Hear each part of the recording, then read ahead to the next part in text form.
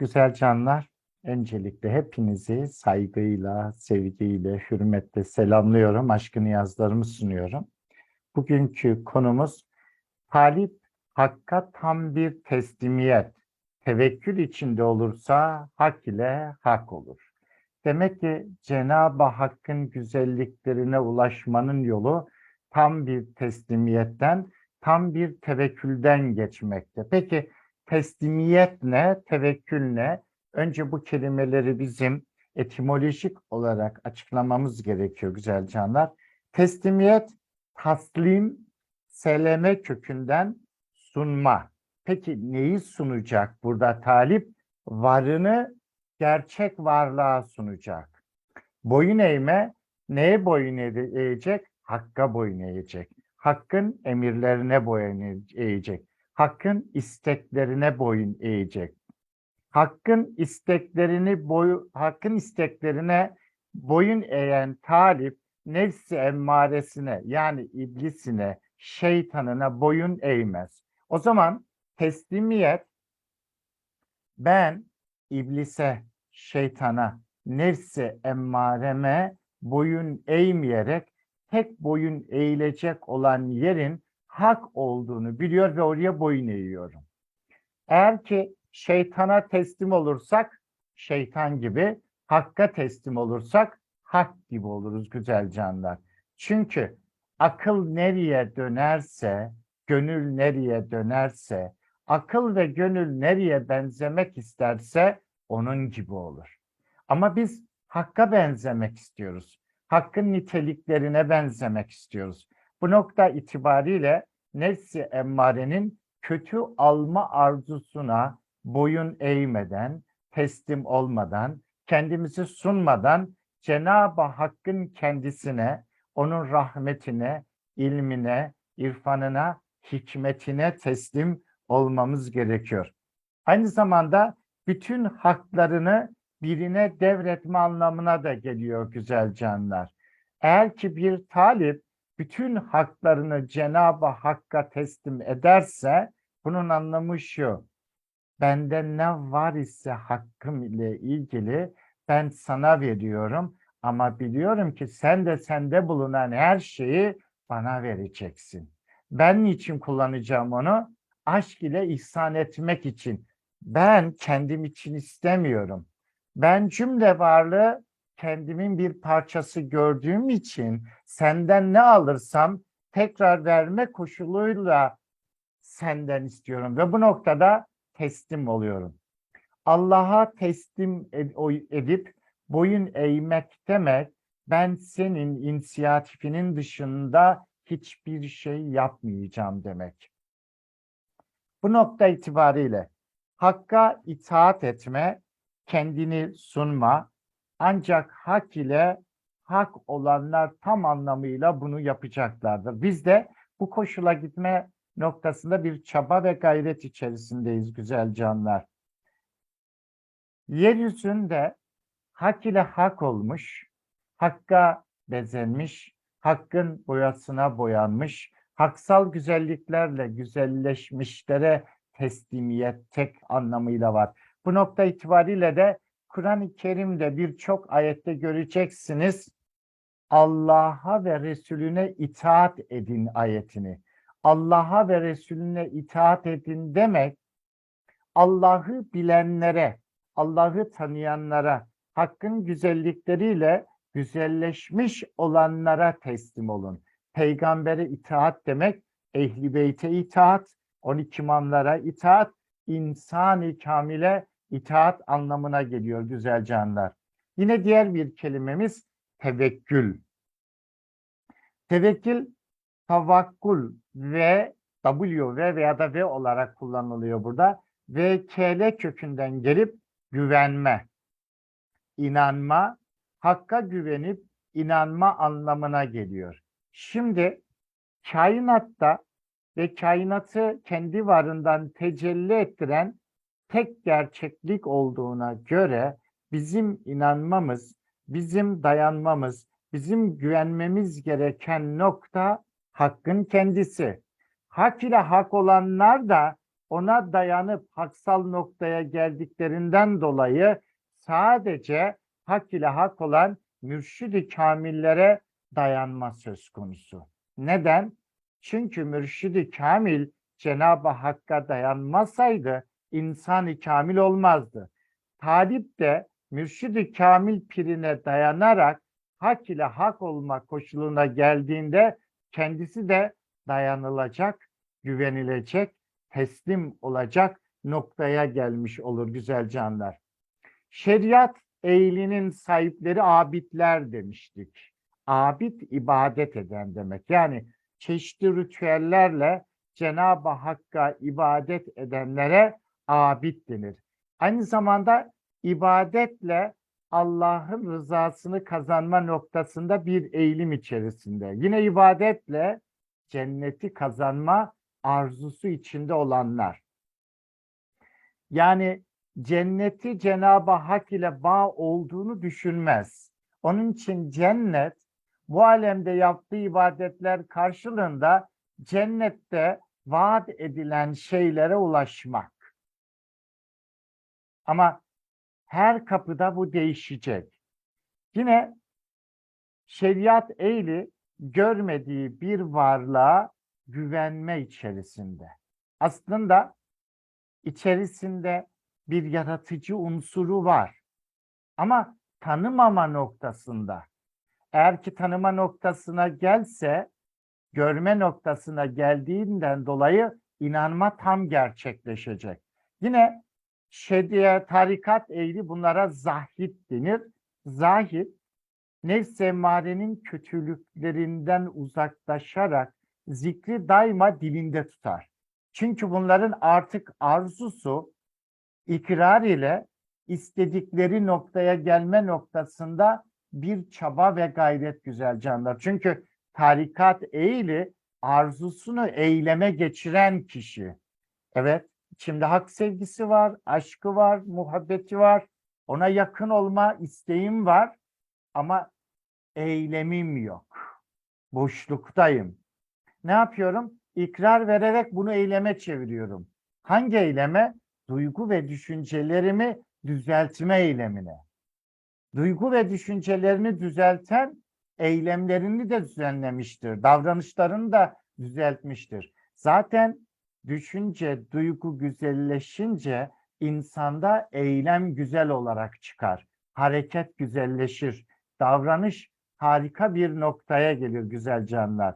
Bunlar kime güveneceğini, kime inanacağını, inanma noktasının ne olduğunu, görme noktası arzusu içerisindeler. Ama bu arzuyu pratikte artık yaşantılıyorlar. Kendilerini kontrol ediyorlar, davranışlarına dikkat ediyorlar, sözlerine dikkat ediyorlar, varlığı kırmamaya, yıkmamaya, incitmemeye çalışıyorlar. Egoizmden, benlikten, kinden, kibirden, her türlü kötü duygu ve düşünceden uzaklaşma eğilimi içerisine giriyorlar. Bu eğilim onların kalp gözünün açılmasına, aşk ile, şevk ile fakirlik denilen bir noktaya getirir. Bu fakirlik kötü duygu düşünceden fakir olma fakirliği. Yani maldan, mülkten fakir olma değil güzel canlar. Bunların bu arzusu yavaş yavaş önce çevrelerini bir ışık sarar. Daha sonra bu ışık içeriye de etki etmeye başlar. Bu etkiyle görme denilen, bilme denilen nokta gerçekleşir. Buraya da marifet denir. Marifetin sahipleri ariflerdir. Arif ne demek? Akıl ve gönlünü işletebilen, işlettiğinden dolayı da Cenab-ı Hakk'ın bilgisine eren kişi. İlmel yakini biliyor, aynel yakini biliyor, hakkel yakin noktasında müthiş yakinlik bir noktada. Daha sonra bu tamamlanacak. Nerede? Hakikat kapısında gerçekleşecek güzel canlar. Arif neye inandığını biliyor. Artık güven noktasında, tam bir teslimiyet noktasında. Fakat daha üst bir aşama hakikat kamil nokta. Yani kemalete ermişlerin noktası güzel canlar. Bu ne demek? Şeriatın, tarikatın, marifetin istediği yer. Ama hakikat noktasındaki tevekkül insan-ı kamilin kendisi olmuştur artık. İnsan-ı kamil tevekkül edilecek noktadır. Çünkü Allah'ın yeryüzünde halifesi insan-ı kamildir. Allah'ın yeryüzündeki işleyişi insan-ı kamildir güzel canlar. Amaç hakikat kapısında tamamen her insanın güvenebileceği, teslim olabileceği, varlığına katabilecek haksal varlıkla donanmış noktaya gelebilmek. Dikkat ederseniz her kapıda tevekkül değişiyor. Teslimiyet de öyle. Bakın dikkat edin, şeriat ehlinin teslim olduğu yer nefs-i emmaresinin arzu isteği. Tarikat ehlinin teslim olduğu yer ikrar ile pir. Yani nefs-i emmaresini yenmek için burada bir teslimiyet gösteriyor. Ne yapıyor? Ona kendisini sunuyor. Bakın ikrar talibin kendisini pirine sunarak pirim beni işle, sonra gelmem gereken nokta neyse ben oraya geleyim. Demir kendisini demirciye teslim etmezse demir dövülmez.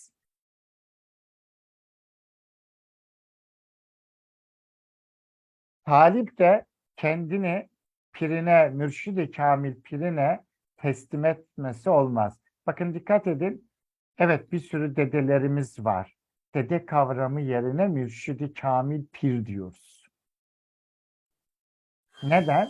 İrşad edecek noktada olan, pişirecek noktada olan, terbiye edecek noktada olan, talipteki haksal gerçekliğe gitmenin yolunu gösterecek olan, karanlıkta olanlara ışık olup önlerini aydınlatarak hangi yolda dosdoğru yürüyebileceklerini gösterecek olan insan. Bu nokta itibariyle marifet ehli nereye teslim olmuştur? Şah damarından yakın olan yere teslim olmuştur. Hakikat ehli teslim olunacak yerin kendisidir. Amaç teslim olunacak yerin kendisi gibi olabilmektir güzel canlar. Onun için şeriat kapısından tarikat kapısına atan her talip haksal gerçekliğe gitme noktasında tam bir teslimiyet ve tevekkül içerisinde olmaktır. Aynı zamanda unutmayın ki güzel canlar, bizim velimiz Allah'tır. İnsan velisine teslimdir. Velisine teslim olan güven içerisindedir. Örneğin bir iş yaptık. Bu işi ne yapıyoruz? Allah'a teslim ediyoruz, tevekkül ediyoruz. Diyoruz ki sonuç senden. Bu nokta itibariyle talip kendini pirine teslim ettikten sonra diyor ki etim de senin, kemiğim de senin.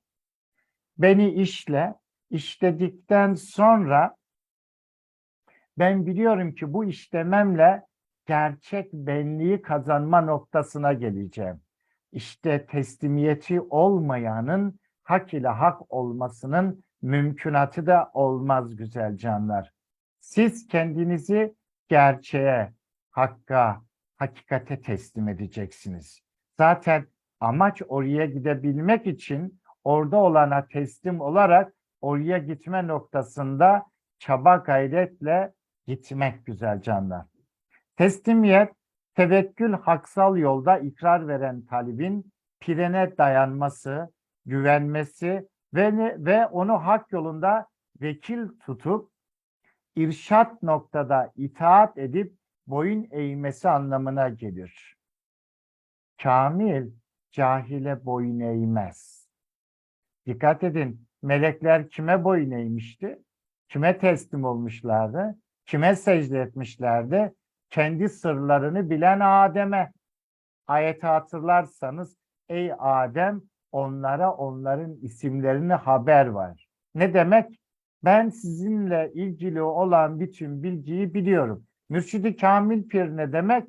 Talibe diyor ki senin bulunduğun konumdan ben de geçtiğim için seni biliyorum. Ama sen benim olduğum konumumu bilmediği için ama arzun bu konuma geldiğin için senin burada ders görmen lazım. Eğitim alman lazım. İrşad olman lazım. Her talip Mürşid-i Kamil Pir'in koşuluna gelebilir. O koşulda irşad edebilir, yol gösterebilir, ışık olabilir, rehber olabilir, kılavuz olabilir. Çünkü Hakk'ın bütün güzellikleri bizde ise bütün güzellikleri ve Cenab-ı Hakk'ın niteliklerini ifşa edip ortaya çıkaran, ifşa etmek isteyenlere, ortaya çıkarmak isteyenlere rehber ve kılavuz olacaktır. Onun için mürşidi kamil noktası bütün insanlara açıktır güzel canlar.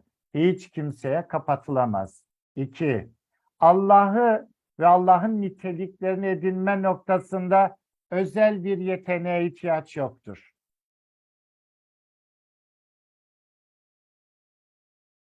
Çok dikkatinizi çeksin.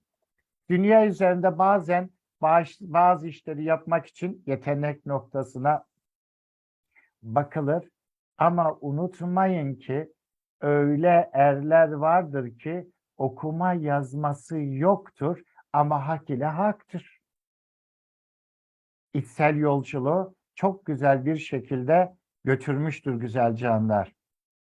Hak ve hakikat yoluna giren talip gönlünü aşk ilahiyle doldurup yalnız hak ile hak olmuşlara ve Cenab-ı Hakk'a güvenerek, dayanarak yolunu yol, halini hal edip haksal gerçekliğe doğru yılmadan, yorulmadan yol almalı güzel canlar. Hazreti Musa olayını her zaman anlatıyoruz güzel canlar. Hazreti Musa bir asaya dayanmış. Cenab-ı Hak da ya Musa neye dayanıyorsun diye sorduğunda Hazreti Musa da Rabbim asaya dayanıyorum. O da demiş ki asaya değil bana dayan. Dikkat edin. Hazreti Musa asayla birçok mucize gerçekleştiriyor. Sizce iş asada mı yoksa asa noktasında asayı tutan elde mi? İş Zülfikar'da mı yoksa Zülfikar'ı tutan elde mi? İş Fatma Ana'nın eli gibi el olabilmek. O ele de kudret eli deniyor güzel canlar. İşte insan o kudret eliyle işlemeye başlarsa kumu altına çevirir. Yani simyanın babası olur. Bu nokta itibariyle inananlar, ikrar verenler yalnız Allah'a tevekkül ederler. İman ehli olanlar ancak hak ile hak olmuşlara gönül verir ve onlara dayanırlar. Zaten ne demiştik? Sana el verip ikrar verenler var ya, Allah'a el vermiş, ikrar vermişlerdir. Sana el vermekten maksat gönül verdim demektir. Neden? Allah gönül makamında. Hazreti Peygamber'in elini tutan, İmam Ali'nin elini tutan, bir insan-ı kamilin elini tutup ikrar veren Allah'a el vermiş oluyor. Yani gönül diyarına el vermiş oluyor güzel canlar. İnsan-ı kamile el vermek, gönül diyarına el vermek demektir. Cenab-ı Hakk'ın dostu olan velilere dayanmak, güvenmek, Hakk'a dayanmak ve güvenmektir. Onun için irşat yolunda şöyle bir söz var. Çocuklarınızı insan-ı kamilin eline bırakın. Kendinizi insan-ı kamilin eline bırakın. Nefsi emmaresiyle hareket edenler asla onu Hakk'a götüremeyecek. Nereye? İblisin diyarına götürecek. Kim ki Cenab-ı Hakk'a teslim olur, tevekkül ederse o ona yeter. Ne diyoruz? Tek vekilimiz sensin. Ama o vekilin yeryüzünde vekilleri vardır ki o vekillerin irşadıyla o vekile doğru yolculuk edilir güzel canlılar. Mürşid-i Kamil pirler de onunla o olduklarına göre, o koşula geldiklerine göre ancak Mürşid-i Kamiller insanın velisi olur. Hangi ayetten anlıyoruz? Maide suresi 55. Sizin veliniz Allah ve Resulüdür. Ve rükû halindeyken sadaka verendir. Rükû halindeyken sadaka veren kimdi? Hazreti Ali'ydi. Şah-ı Merdan'ın kendisidir. Yani velayet noktasında Cenab-ı Hak ile bağ kurmuşlarla bağ kuran o bağ ile Cenab-ı Hakk'a kesinlikle vuslat edecektir güzel canlar. Teslimiyet rızayı hak kapısında talibin boyun eğerek pirine itiraz etmeden haksal ilimle donanması, irşadını yaparak haksal yolda hakka gitmesidir. İkrarlı talip alemlerin Rabbine teslim olur, mürşid-i kamil pirine teslim olur, hak ve hakikate teslim olur, doğruya teslim olur, yanlıştan, eğriden de uzak durur güzel canlar. Bu noktada Kur'an-ı Kerim'in Nisa suresi 13'te Allah'a itaat edin, Resul'e itaat edin. Bunları güzel canlar hemen Google'dan yazın. Allah'a ve Resul'e itaat etme noktasındaki ayetler. O ayetleri çalışın. Herkes bana o ayetle ilgili bir ayet bulsun ve WhatsApp'tan yollasın. İnsanoğlu geçtiği alemlerden etkilenir ve nefs-i emmarenin dibine düşer. İnsanoğlu geçtiği alemlerden derken güzel canlar, lahuttan ceberuta, ceberuttan melekuta, melekuttan şuhuda, şuhud dibin dibi, aşağıların aşağısı güzel canlar. Bu nokta itibariyle insanoğlu o alemlerden geçerken aslında o alemlerin bütün bilgisi bizde bulunmakta. Neye benziyor biliyor musunuz güzel canlar? Kara delikler yutmaya başladıkları zaman içerisinde yani yuttukları her şeyin bilgisini kendi içinde tutarlar. O bilgi asla kaybolmaz.